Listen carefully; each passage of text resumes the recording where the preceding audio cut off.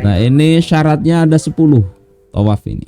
Adapun doa-doa yang diberikan di buku yang dikasihkan itu, ya, bacaan-bacaan itu sunnah ya. Yang ianya yang syarat wajibnya ini. Jadi ketika memulai tawaf itu di mana, membaca apa dan sebagainya, bacaan-bacaan itu sunnah sifatnya. Pertama itu syaratnya adalah menutup aurat. Sehingga kalau aurat terbuka ya bisa batal itu umrahnya. Segera ditutup, kembali ke tempat di mana itu terbuka.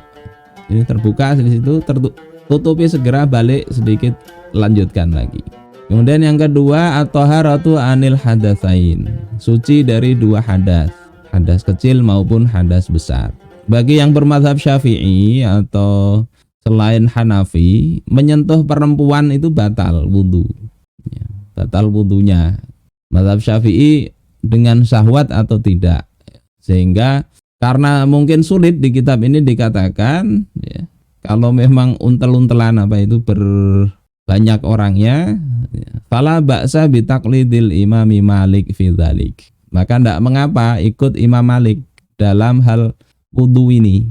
Kalau Imam Malik kan menyentuh itu batal kalau ada rasa nyaman, ya, ada taladzuz, rasa lezatnya ada disertai syahwat, itu baru batal. Tetapi perlu dicatat kalau mengikuti Imam Malik sehingga tidak batal tadi nyentuh biasa, fa'alaihi indama yatawaddo ayyadluka a'dha'ahu. Waktu berwudu itu mesti anggota tubuh ini diusap. Nah, tidak cukup misalnya wudu air diginikan aja, tidak sah itu menurut mazhab Imam Malik. Kemudian wayam saha jami'a ra'sihi, dan dia mestilah mengusap seluruh kepala. Karena kalau mazhab Syafi'i kan sebagian kepala boleh wudu ya. Tapi menyentuh perempuan batal. Kalau mengikuti mazhab Malik mestinya seluruh kepala diusap. Wudunya ikuti cara mazhab Maliki. Kalau mau pakai mazhab Maliki dalam hal pembatal wudu. La ba'sa, enggak apa-apa kata musannif kitab Takrirat. Kemudian yang ketiga, suci dari najis baik pada baju, badan maupun tempat. Najis yang dimakfu seperti mungkin di sana ada kotoran burung, tidak mengapa. Kemudian yang keempat, ja'lul baiti an yasarihi walau mahmulan. Menjadikan Ka'bah itu berada di sebelah kiri. Meskipun dia ini dibawa orang, digendong atau didorong pakai kursi, tetaplah Ka'bah itu harus ada di sisi kiri dia.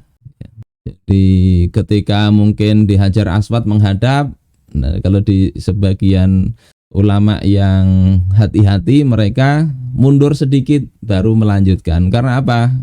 Karena menghadap itu tidak berada di sebelah kiri. Jadi ada sebagian bagian Ka'bah yang berarti tidak dia tawaf dengan sesuai syarat. Dia menghadap dengan dadanya misalnya waktu menghadap Hajar Aswad.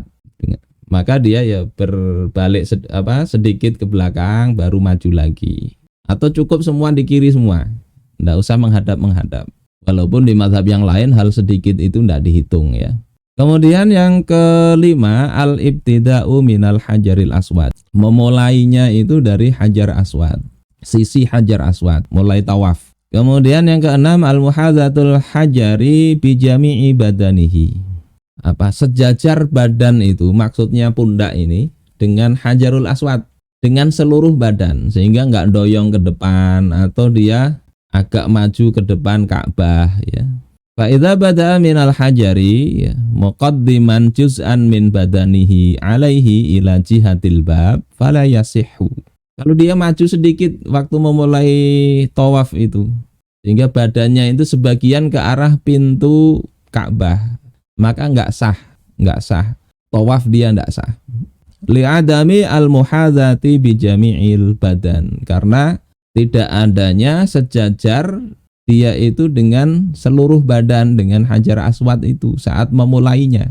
Ini dikira-kira ya, ini Hajar Aswadnya sana, kita menghadap ke sana. Nah, karena sisinya kita ini pas di Hajar Aswad. Jangan terlalu maju atau terlalu mundur ya. Memulainya dari situ. Kemudian syarat ke-7, kaunuhu sab'an yakinan. Tawafnya itu 7 kali yang yakin. Jadi kalau ragu-ragu tambahi. Ini sudah 6 kah, sudah 7 kah? Nggak usah berdebat di situ, tambahi jadi 7, nggak apa-apa. Nggak perlu sujud sahwi karena ini walaupun seperti sholat tapi bukan sholat. Kemudian yang ke-8, kaunuhu dakhilal masjid. Tawafnya dilakukan di dalam masjid. Sehingga misalnya ada nyewa helikopter muter-muter di luar masjid, nggak sah tawafnya. Kemudian kaunuhu kharijal bait. Adalah tawaf itu di luar Ka'bah, ya, di luar pondasinya dan juga di luar Hijr Ismail yang bangunan melengkung itu. Jadi di luar di situ, jangan menginjak pondasi maupun di dalam Hijr Ismail, karena kalau di dalam berarti kan nggak mengelilingi. Yang ke-10, adamu sarfihi li ghairi, tidak memalingkan niat untuk sesuatu yang lain.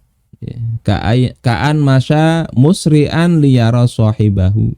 Seperti misalnya dia berjalan cepat untuk mendapati sahabatnya. Ada orang sepertinya kenal di depan ini. Sama-sama jamaah haji. Akhirnya kita cepat-cepat di situ, tujuannya niatnya sekedar ingin menjumpai teman kita yang ada di depan. Nah, itu bisa enggak sah tawafnya kalau niatnya berubah. Wala yadurru tasyriku fin niyah, tetapi tidak membahayakan, artinya tidak membatalkan tawaf itu tasyrik fin niyah, menyekutukan niat dalam artian ini niat tawaf tapi sambil mengejar teman yang di depan itu. Nah, kalau sambil begitu enggak apa-apa, tapi kalau niatnya sekedar ngejar teman, tawafnya tidak sah. Jadi 10 syarat ini perlu kita perhatikan. Nanti kalau tidak tahu jadi tidak sah, sia-sia kita ke sana. Walaupun ya enggak sia-sia karena tetap ada yang kita peroleh, tapi umrohnya kan jadi enggak jadi akhirnya. Nah, sunnah-sunnah tawaf ini berdoa ketika melihat Ka'bah, itu sunnah. Kemudian tawaf dengan berjalan kecuali yang uzur, jadi tidak pakai kursi roda atau bawa sepeda listrik atau bawa papan itu papan seluncur, nah, cepat sambil main-main jalan. Makanya perlu latihan. Kalau bagi yang sudah uzur ya sebisa mungkin berjalan. Kalau tidak bisa memang bisa didorong. Kemudian yang ketiga, istilam dan mencium hajar aswad. Ini jika memungkinkan ya. Saya melihat di video itu kadang orang desak-desakan.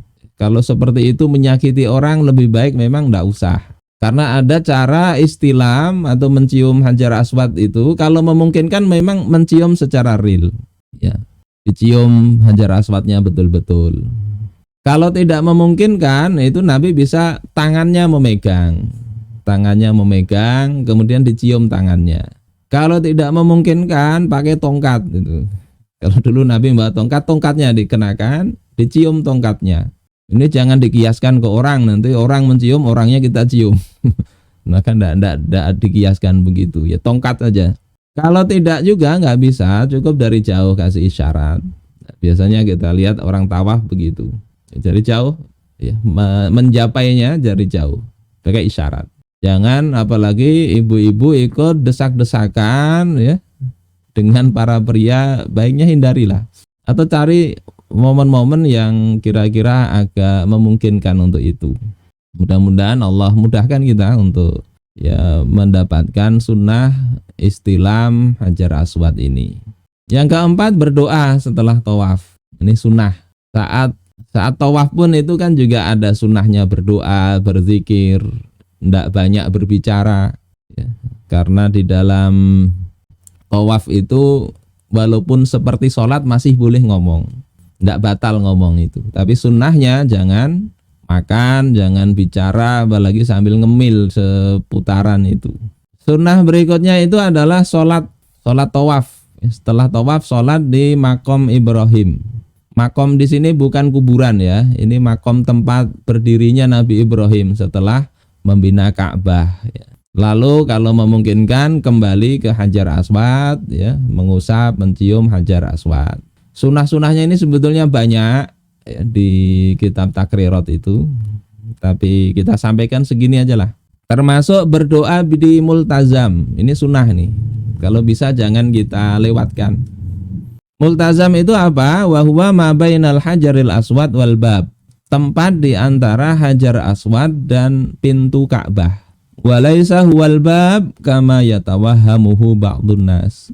Multazam itu bukan pintu Ka'bahnya sebagaimana orang-orang ya, sebagian orang itu mengira multazam itu di depan pintu Ka'bah, tapi di sampingnya sini nih. Nah, ini pintu Ka'bah, ini Hajar Aswad, multazam di sini.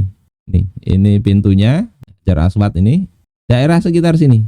Kita lihat orang di sini. Nah, ini mengusap multazam. Jadi bisa dipegang itu. Di situ dalam hadis adalah tempat yang mustajab untuk berdoa. Meminta apa pian, insya Allah Allah berikan permintaan itu. Makam Ibrahim di depan sini, depan pintu Ka'bah. Kalau tidak memungkinkan di makam Ibrahim karena mungkin banyak juga orang tawaf, ya, asal di dalam Masjidil Haram. Ya.